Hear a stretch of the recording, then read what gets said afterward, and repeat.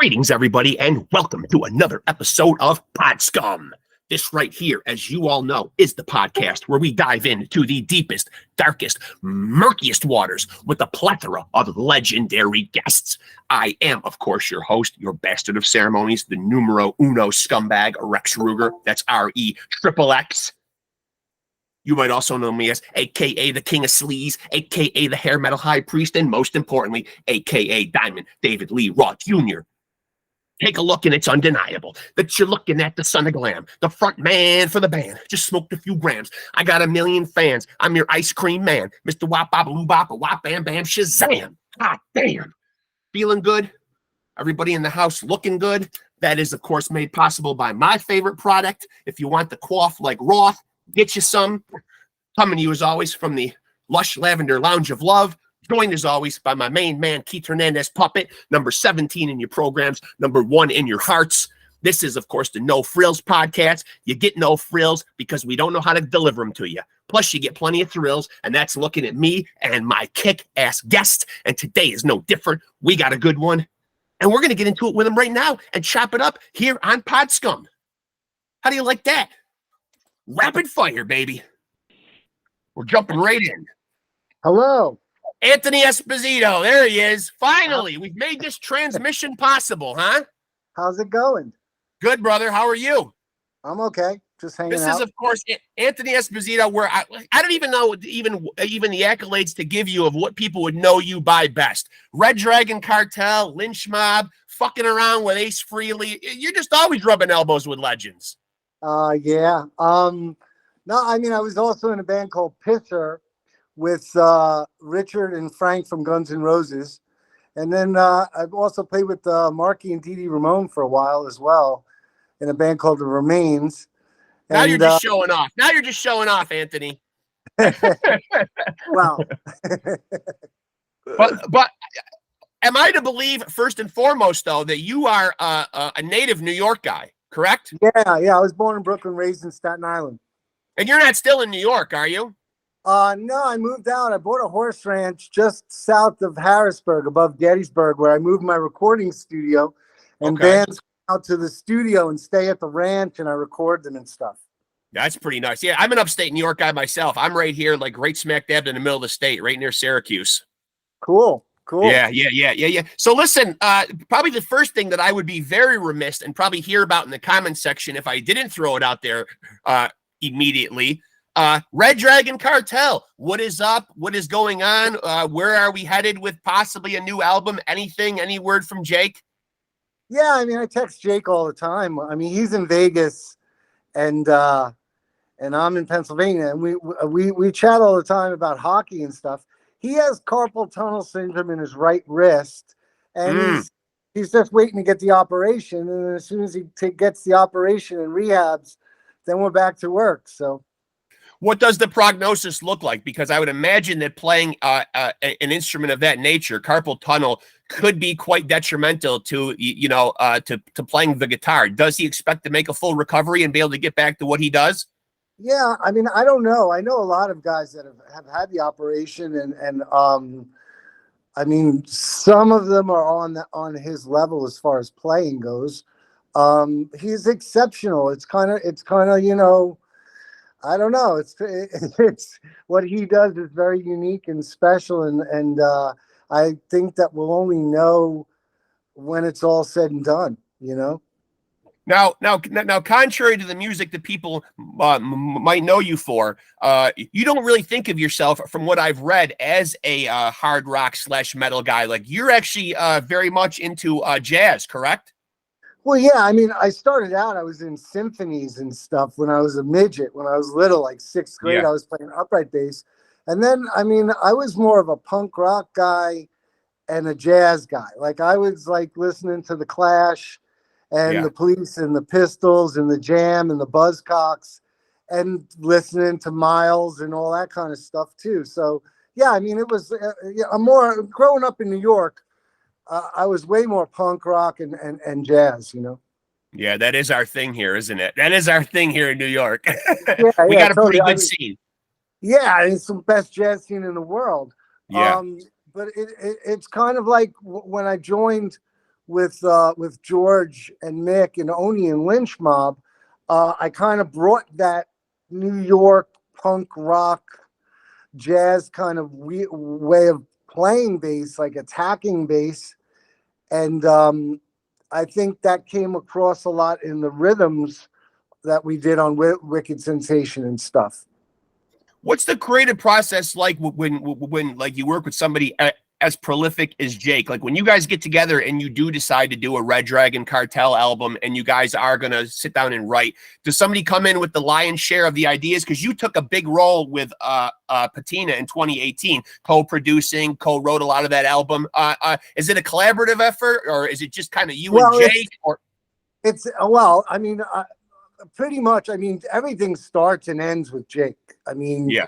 I mean, he brings in all the ideas, and we did it very old school, where he brought in guitar licks that he was messing around with in Vegas, and then we jammed on them in a rehearsal room here on the ranch. And then he would say, like I would always ask him, I'm like, what are you feeling here? Do you want us to go double time, halftime? Do you want us to play behind? You want us to play on top? Do you want, you know, what are you hearing underneath the lick as far as it? And we would just, you know, springboard ideas, drum ideas off of him, and bass ideas and all that. And you know, he knows what he wants. I mean, he's fucking Jakey Lee. It's like, you know, good point. So we just like sort of trying to get what he's got in his head out on to tape. And then from there we tracked it, and then I kind of came up with the melodies and the lyrics, and I would sort of play him what my ideas were for melodies and what my ideas were for lyrics, and he would have like line item veto, you know, like go through it and go, yeah, I really like this, I don't like this line, change this word, this note's got to go to a minor here on the melody, and he would tweak my ideas, you know. I thought we worked really well together. I thought Patina came out well. You know, he and I are the only co-writers on the record, and I loved working with him. I can't wait to do it again. Hopefully it'll be soon, you know. Do you enjoy the behind the scenes stuff more than the actual playing? You know, are you more of like a tech guy who likes that behind the scenes stuff? I love all of it. I love working with new bands and getting more out of them than they know they have. I love working with older bands to try to give them a different way to look at things. I love producing. I love engineering. Always trying to top the last thing you did and make it better with the new thing. But I also love touring, and I love moving air. I love playing loud, and I love being in front of people. So, I mean, it's pretty much all across the table. I like all of it, you know. When young bands come to you and they're working with you, because, you know, obviously, and this is certainly no secret that the music business, the landscape has really, really changed with album sales and streaming platforms and all this kind of stuff. You know, we're not where we were, you know, 20, 30 years ago, obviously. Do you see a lot of young bands come in, you know, having one sense of how the business is going to work and then kind of being jaded about how it really is right now? Because obviously the big record contracts and the stuff that happened back in the 80s and the 90s seems to be no more. I honestly don't care about that. I just care about the music.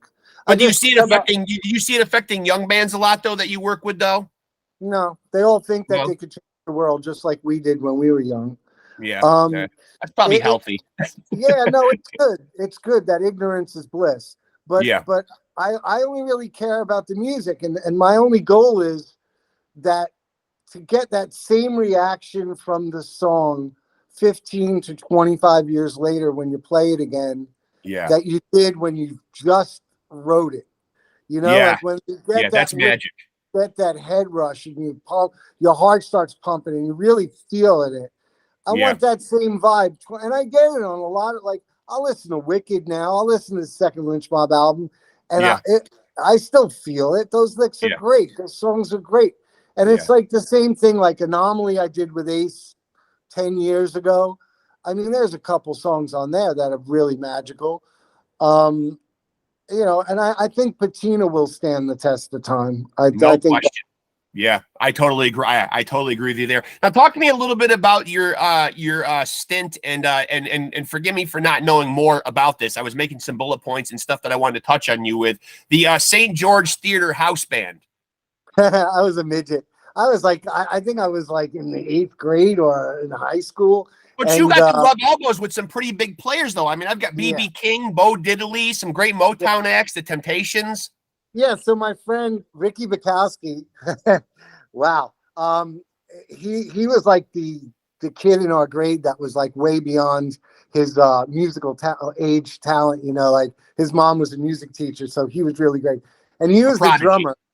Yeah, and he was a drummer, and he was in that house band. And he's like, "Yeah, why don't you come in and play bass?" You know, and I did. Like, you would get the set list on like a Thursday or a Friday, and you'd learn all the songs in like 1 or 2 days, and then you'd have a super long sound check on a Saturday with the artist, and then Saturday night would be the show, and that would be it. Wow. And every week it would be a different artist, and I mean, it was fun. It was great. I mean, that was the same time when I was playing with Ricky back then. I also played with Ron, who's now known as Bumblefoot. Bumblefoot used Oh, to live in Bumblefoot used to live in Great Hills, Staten Island, and I used to live in Richmond Town, Staten Island. And Bumblefoot and his brother played drums, and Ron used to play guitar. Well, it still does. And I used to go over there and bring my little bass amp and go in his basement. I mean, you're talking like 7th, 8th grade, and I yeah. would jam with Bumblefoot. How do So you like, keep your composure at a young age, though, when you're really rubbing elbows with all these like giants of the industry, though? That's got to be a lot to put on a young man's plate. arrogance, I guess. I mean, I never thought of it that way. I always thought of it as like, oh, it's great. I'm having fun and playing, and I never got nervous or intimidated or like. I mean, there was one time with Ace that I kind of like got a little chill, um, because my first show I ever went to as a kid was Madison Square Garden, 1978, 77, and it was Kiss, and I had the last row at the Garden. Yeah, Yeah, and I mean, the boys. it was the Dynasty tour, and I was like 11, Yeah, and my cousin took me, and we had the last row, and I remember one time I was on stage, and this was after I'd been to Ace's house, and we were working on the record and touring and all that. I remember we were playing Love Gun, and he just did that solo at the end, and I was like, oh my God, it's him, yeah. like it's him, and that was just lasted for about 30 seconds, but. I'm interested to get your take, since you brought up Kiss, and I don't want to make them the sole point of this, because there are other bands that have been taking like the whipping along with them, i.e. a band like Motley Crue. But where do you stand when you see these bands that have achieved a legendary status, kind of getting jammed up with accusations of backing tracks and this and that? Do you give these bands a pass because of their legendary status, or do you think when you're going to see somebody live that you should be seeing it all, warts and all, so to speak? I think that anybody on stage should be live. Yeah. I think Okay. if you need to add stuff like keyboard tracks or backing vocals or maybe a second guitar or a keyboard during the solo, that's okay. But I think if you're on stage and the people that paid a lot of money for a ticket to come see you play, Yeah. and in the case of Motley, in the case of Kiss, and those tickets ain't cheap. No. Red Dragon tickets are cheap. Kiss tickets are not cheap. No. Like, you're gonna go see them play, they should be playing. But I have no problem with them adding, like Red Dragon. We can't afford to take out another member. Right. Like in Lynch Mob back in the day, and when we did Wicked and the second album, there were keys on it and percussion, and there were other background vocals that we would play along to a DAT tape live. But Right. everybody on stage was live. Every Right. mic on stage was live. But there would be background vocals like, I can't sing that high. If I sang that high, I'd be a lead singer. Right. But I sang my part, But I think that if you're on stage and you're taking the money for the guarantee for the show, you should be playing. Yeah, I agree with you. So I don't know how brand new this news is, but where is Red Dragon Cartel in terms of are you guys still in limbo with a singer? Obviously, Darren is not going to be singing, from what I understand, with Red Dragon anymore. I mean, last I heard, he was still the singer. We haven't changed anything. We Okay. changed drummers. So Phil retired, and Okay. we have a new drummer, but we really haven't played with him yet because of first of all, it was COVID.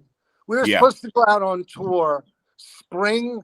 We had a spring tour of 2020 booked, and you know where that went. Yeah, right in the crapper. and then a year and a half later, when it started to open up, Jake found out he had COVID. So now we're trying to get the COVID thing, the carpal tunnel thing taken care of. So we have a drummer. We have a new drummer. We just haven't played with him yet. Now, as a guy who creates for a living and is in the arts and entertainment field, what was that period like for you when we were all hunkered down and we were being quarantined for COVID? Was that a particularly abundant, fruitfully abundant time for you to create? Did you, like when we were all kind of locked down, did you get a lot done creatively? Well, I live on a ranch. It's like a 10-acre horse ranch in the middle of nowhere. Yeah. And one of the buildings, I have 2 outbuildings. I have a big bank barn, and I have another building. One of them's my recording studio. So it's like I literally walk 100 yards, and I'm in the studio. Yeah. So it's so easy for me to like mix stuff for other bands. Will send me stuff, or I actually mixed a bunch of stuff for this legendary artist label where George was on one song and Frank Hannon was on one song from Tesla. And I was doing mixing and stuff. And then I still had bands coming here and recording. I mean, they're not going to get, there's nobody like on the ranch to tell them anything. We're in the woods. Right. So if they could get here, they'd record, When you play live nowadays, have you, obviously the dynamic of people's lives changes, you get family, you get kids. I don't know particularly what your own personal life is like, but are you comfortable going out on long-term, like a long tour if it called for it, or does the itinerary change a little bit as more priorities come into your life? Well, first of all, my son is one of Jake's best friends. He was Jake's best man at his wedding. Oh, and okay. When we go on tour, my son will tech for Jake and me. He'll do our guitars and basses. Oh, that's nice. So it's a great time to have my son out on tour with us. But as far as touring, whatever it takes, I mean, I love touring. So if they want to stay out long, that's great. But usually it's a couple weeks and then you're home, and then a couple weeks and you're home. It's not like it used to be where you'd be gone for a year, Right. Although we would love to do that, it's just there's not enough places to play. Yeah. And I spoke at the top of the interview. Obviously, you've got to share the stage with some incredibly talented axe guys. When I think about Ace and George and Jake, what's really the differentiating thing between those guys? Well, George, I think, is really good at one thing. Yeah. I think Ace is really good at one thing. Yeah. Jake is good at everything. Yeah. Jake can play funk. Jake can play jazz. Jake can play swing. Jake can play blues. Jake can play metal. Jake can play anything. Plus, he's a classically trained pianist. So it's like he hears music different than most guitar players. And I think Ace is great at being Ace, and I think George is great at being George. But I don't. Jake is very well rounded. Like Jake can do any. I learned a lot working with Jake, and at my age to still be learning is a breath of fresh air. It's great, And when accolades are given out and, you hear all this talk, and I don't put a lot of stock into it, but you always get these lists and people rank and they like to put people in, in little boxes and make up their list of GOATs. I sometimes feel like, Jake's guitar playing is not given the, the due justice that it deserves. Yeah. I mean, those lists are popularity contests. They're not. They are. Yeah. Yeah. Any, like, come on, Gene Simmons and Nikki Sixx are great bass players. Yeah, you said that. I didn't. That's true, though. I agree with you. But so I'm glad you brought that up. Who are some bass players, though, you as a bassist? And I don't want to ask the dreaded influence question that you've probably been on record as saying before, but, who are some bass players that get you excited whenever they play? Guys you enjoy listening to. Well, I mean, like I said, I grew up as a punk guy. So there was the bass player in the Jam, Bruce Foxton. There was the bass player in XTC. Colin Moulding was excellent. I mean, there's the obvious basic guys, Jocko, John Paul Jones. Sure. I mean, those are your giving guys. Yeah. I'm always the guy that plays for the song, like the way that I play. Like I played a lot differently on Patina than I did on Wicked Sensation, because George and Jake are different players. Right. Like I can't play melody. I can't play a lot of melody moving bass lines against George, but Jake's style gives you the room to move around. Yeah. Like George, you just got to pound and drive, and it's more right-hand drive, steady, almost like AC/DC, Judas Priest style bass playing. Yeah. And Jake is more of Led Zeppelin, Who, more melodic, John Paul Jones, John Entwistle style. Yeah. So I think the best bass players can play differently in different situations. Like I think Robert Trujillo is a great example of that. The stuff he was doing with Suicidal was different than the stuff he was doing with Ozzy, which is different than the stuff he's doing with Metallica. He's very versatile, and he sort of brings his stamp to each way, but they're different ways, Right. Like this, and the guys that are lucky, like Cliff, that have been in AC/DC for 40 some odd years. Yeah. God bless them. And they had an amazing career, and they never had to go in another situation with a different guitar player or singer to change up, Right. So when you create music yourself, we talked about the creative process with Red Dragon Cartel, but you specifically, if you're going to sit down and create, is music kind of coming, or ideas coming at you like throughout the day, or do you delegate time to go create? Do you have to go to a certain room in the house or into your studio, or does there have to be a certain ambiance, or are you just creating all the time and creativity could come to you at any moment? Well, I usually focus on what's on my plate. Yeah. So right now I'm working with like 3 bands. There's like 3 or 4 bands that I'm working on it in the studio with. So I'm really concentrating on their songs. I'm concentrating on making their songs better. Okay. On how the kick and snare and hi-hat should groove, how the bass player play with that, where they can go for the chorus to modulate to make it interesting, or this guitar solo. So it's kind of like when I write, I sort of got to clear my plate and sit down. Like when I work with Jake, I pretty much will stop doing everything else, then work on Red Dragon. And Jake we'll lock ourselves in the rehearsal room and we'll come up with ideas and bounce shit off each other.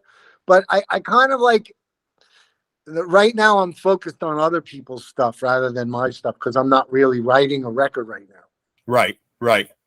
So when bands come out there and they record with you, and you said you're working with some young bands, do young bands, because of the pedigree and because of the guys that you played with, are guys always picking your brain for stuff like young bands? Are you kind of like, as well as helping these guys create music, do you take on any kind of like a mentor role, or do these guys look at you that way? Always. Yeah. In fact, I ended up managing one of them. There's a great band out of Connecticut called the War Brothers. It's 4 brothers, 2 sets of twins, 2 years apart. And they are like Van Halen. They're like the new Van Halen. No kidding. I mean, that's a perfect example of the process. So they came out They wanted to feel me out. So we did 2 or 3 songs. After they went through the process with me of recording and pre-production and writing and working on these 2 or 3 songs, they loved it. They were really happy with the outcome. So they wanted to come back and do more. So the next batch of ideas for the next batch of songs was way better because they had learned from working with me on the first 2 or 3. Right. So they're took on a whole new level. And they're going, oh my God, the verse is too long. Oh my God, maybe we don't need to go to the chorus right after the first pre-chorus. Right. Oh, let's throw a breakdown. Oh, let's modulate the chorus here. Oh, let's do the, like they kind of like, you're giving them more colors on their palette to work with. Right. And then they go back and they write the next batch and they're a better band by going through the process. I have like 95% repeat customers, like clients that I've worked with come back and work with me because they do like the process. And like, it's like, I'll get a young band that's not local and they'll send me ideas and I don't want them recorded. I want them like iPhone recordings at rehearsals, upload. Right. Just so I can hear the ideas and then think about what I would do to the song and throw it back at them so they could tweak it at practice before they come out. And when bands come in there and they want help tweaking songs, now obviously, as I mentioned, the music business has changed a lot, but there is still a vast amount of music being made all the time, and technology has obviously afforded people the luxury to be able to do quite a bit at home, quite a bit on their computers. So these streaming platforms certainly have a vast quantity of music. But what sets a song apart?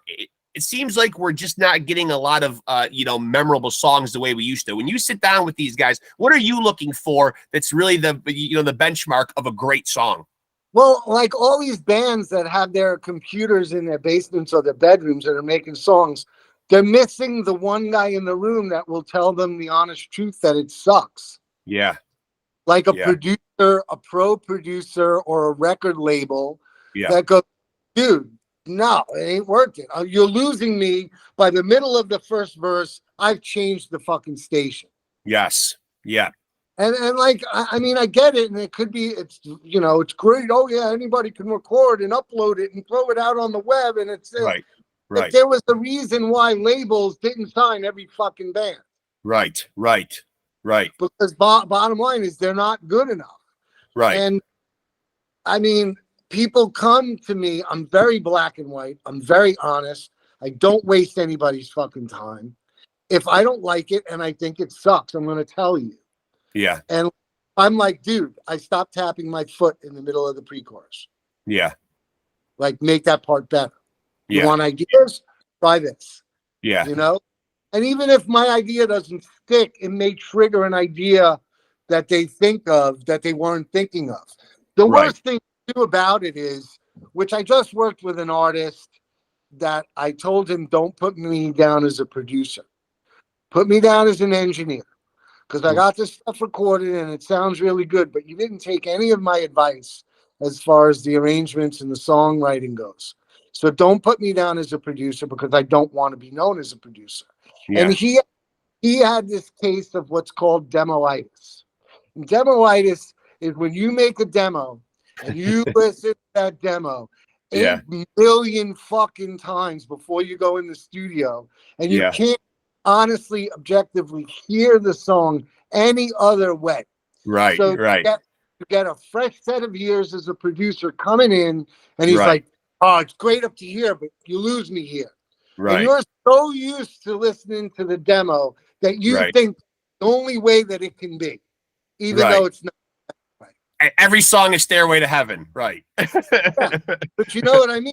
You get locked in this way of listening to this one song it's my, I always call it the first slice of pizza. The first slice of pizza that you have in your life is what you judge every slice of pizza you eat for the rest of your life. No question. That's the best slice ever was your first. So the first time you ever hear the demo of that song, that you're going to think is the best. Right. And it's So that's why I tell the bands, I'm like, I don't want you to produce them in your basement and then send me. Just record rehearsal through your phone. Yeah. And I like the fact that you're hitting on the the fact that people get surrounded by. I get what you're saying. You get a lot of people who are like a lot of high fiving and a lot of slapping each other on the back, but nobody in the room is willing to put forth that honest criticism. Right. Yeah. And nobody's perfect. Nobody's right. Right. I mean, everybody needs people to bounce shit off. Right. And it's like, but when you're isolated in your own room and there's nobody there to tell you anything, then right. And leave it to the New York guy to turn the analogy into something to have to do with pizza too. I like that. You know what I mean? Like that's a New York thing right there. Born in Brooklyn. Yeah. where I'm sure you've had many a good slice of pizza. Oh yeah. So on the flip side of that coin though, have you yourself ever been on the other end of that discussion where somebody in a studio has had to critique your own stuff? I had a band before that was kind of like my band. Like when I quit Lynch Mob, I started a punk rock band called Control that was very Social Distortion. And then I had like an industrial band after that called Pure 13, where I sang and played bass. And it was really I dug it. But I always had guys in bands that I would bounce shit off. Yeah. I presently have a solo album in the can that I did everything on it but play drums, but I don't think it's good enough. Like I'd love to have somebody to bounce shit off, but I don't know. So the answer to that question is there has been somebody hard on you, and it's been you yourself. Well, what do they say? What's that saying about only a fool lawyer will represent himself? Right. It's kind of the thing. So you can look at your own work and even be that hard even on yourself. Yeah, I know it's not good enough. That's why nobody's heard it. Yeah. So that's why nobody's heard it. Will it ever come to the point though where you will pull it into the shape that you want it to be and release it? Probably not. Probably I not. I don't think that anybody would. I don't know. I don't look at myself basically as somebody that people would go out and buy my CD. Yeah. I think I need the help. Like I need to be surrounded with guys like Jake or Ace or, like if I'd start a band, I'd probably, would find somebody of that ilk, Yeah. So, what was it that well, first of all, let me backpedal a little bit. How did you first meet Jake, and what was your foray into Red Dragon Cartel? Did he come and recruit you? Did you audition for him? How did that whole never auditioned? Basically I knew Jake when he was in Badlands. I was in Lynch Mob. Yeah. And I knew Ray from New York. Badlands, such a great band too. Badlands was just awesome. I knew Ray from New York, and so Badlands was coming into Phoenix. Lynch Mob was based in Phoenix, so Ray invited me to sound check and stuff, and I met Jake that way.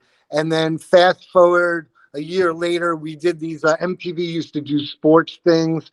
We did a Grand Prix racing, and Jake and Greg and Jeff Martin raced, and me, Mick, and George raced, and I got to really hang out with Jake more then and get to know him at the race thing.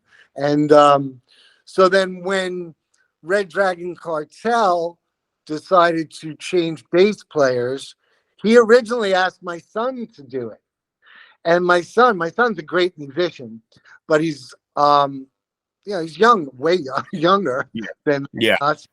And he kind of thought that like it would be a wrong spot. Like I don't think he wanted the criticism in his first real gig in a band to be with Jake and get all that criticism as being Jake's bass player. Right. So he said, Jake, thanks for asking me, but I'm not. And then Jake was like, well, what about your dad? And I was sitting right next to my son. So my son like puts down the phone. He goes, "Hey, Dad, you want to play bass with Jake?" And I'm like, "Yeah." And that was it. Took about 2 seconds, huh? That was 2000. That was 2015. It was like 6 months after Ace fired me. Yep. And you mentioned that you're working with a lot of young bands, and I mentioned that there's certainly still a large influx of music. Is rock and roll, though, going forward, rock and roll, hard rock, whatever you want to call the genre, is it in good hands? Meaning, like, will we see good, meaningful, legendary bands, or is that day of rock stars and identifiable people in rock music, is that dying out? The thing about rock and hard rock is that it starts underground. Yeah. Like it's not a pop radio kind of thing. It starts in sweaty clubs and packed sweaty clubs. And the problem is, I think that Spotify and iTunes, iMusic, and Pandora, and basically ever since the invention of CD and music on binary code, digital, music has been disposable. Yeah. And it's been a background thing where before CDs and all that, music was a soundtrack to our lives. Now it's a background thing that's playing in the background and nobody gives a shit about it. And music's sort of throwaway. Maybe you'll hear a good song on a TV commercial or in a movie, but it's like, that's why like throwaway shit genres like country and rap are doing all the business, Right. because music has become disposable. So people who would pay to go see original rock bands in bars are the ones that view music as disposable. Yeah.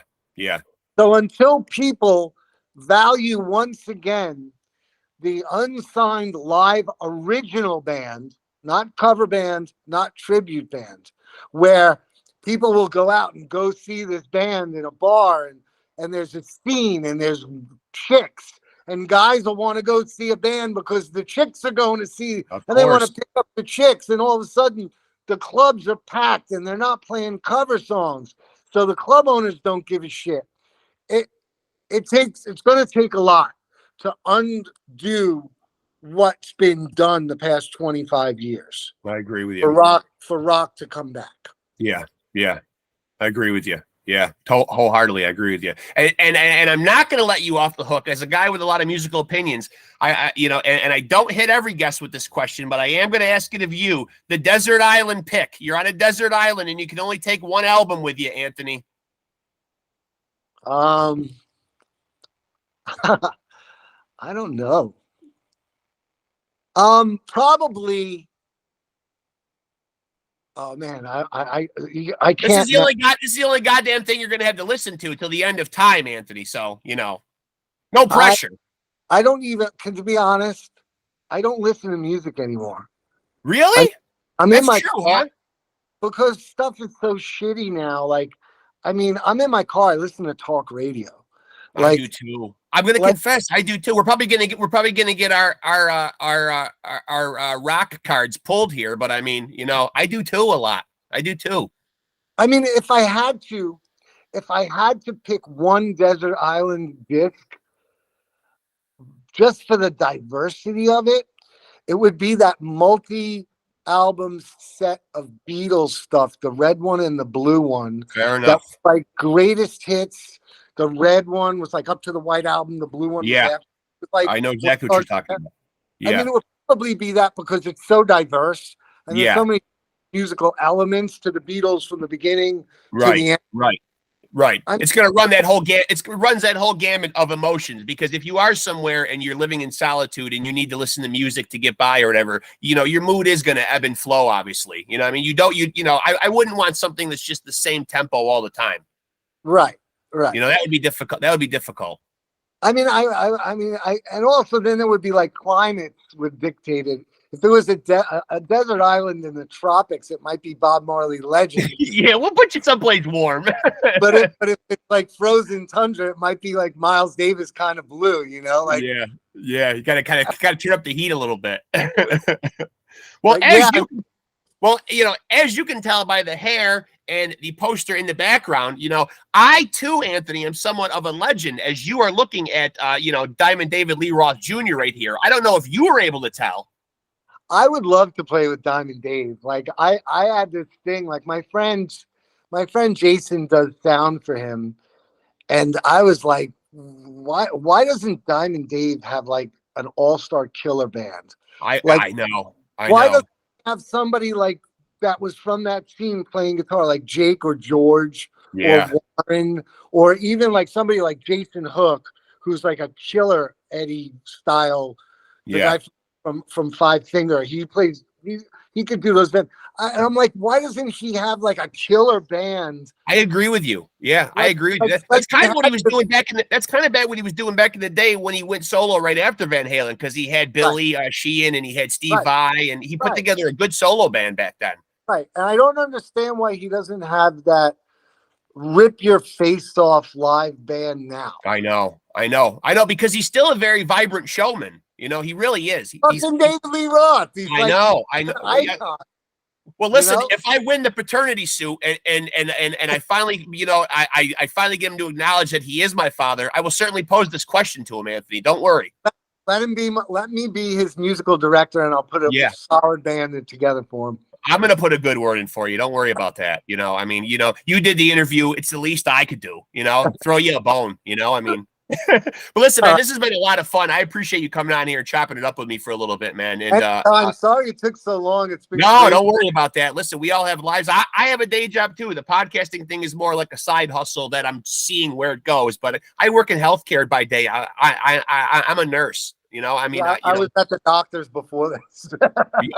and how did everything check out? Do you get the stamp of approval? Well, I quit smoking on Christmas. Good for you. I feel worse now that I quit than I did when I was smoking. So Why? I'm like, I go to the doctor. I'm like, and she laughs at me every time I come in, and she says, I'm like, I have shortness of breath. I have pains in my lungs now. I quit 4 months ago. So she's like, CAT scan, blood work. You got to do this. Yeah. So it's like, it seems like when I stopped, it all caught up to me, Yeah, I don't know how many times I think back when I was a smoker, and I've got a lot of time in quit now too, man. But me and my wife used to be very, very good at quitting.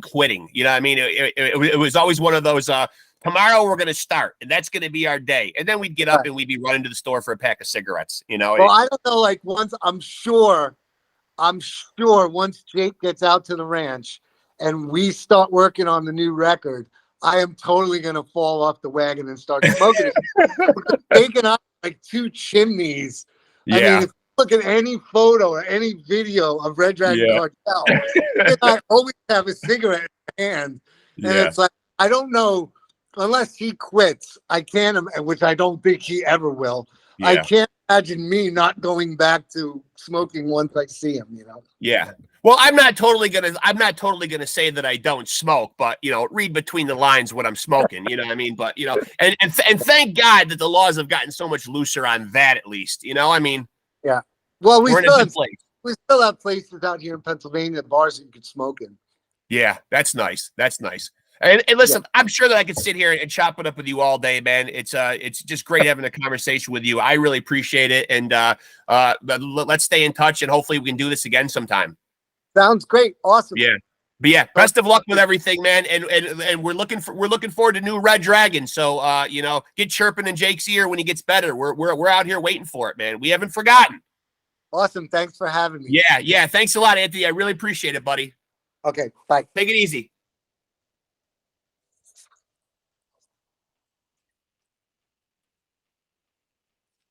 We might still have him here, no? Did you disconnect, Anthony? You might be trying to figure out how to disconnect right there, huh? Are you trying to figure? Just hang up your phone, I guess. Okay. Yeah. It won't let me come off. There might be a red button down at the bottom of the screen that's got a picture of a phone.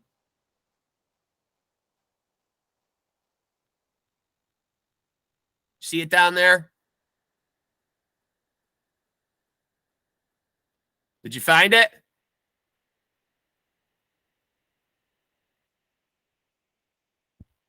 Did we lose you, Anthony? Well, folks, I think he figured it out. I think we have officially said goodbye to Anthony Esposito, but I'm so glad that he came on here, man. We're all chomping at the bit for new Red Dragon Cartel music. The last one we had was 2018's Patina, which obviously Anthony co-produced and co-wrote. A monster of a fucking album. He's worked with some fucking legends. He is a fucking legend.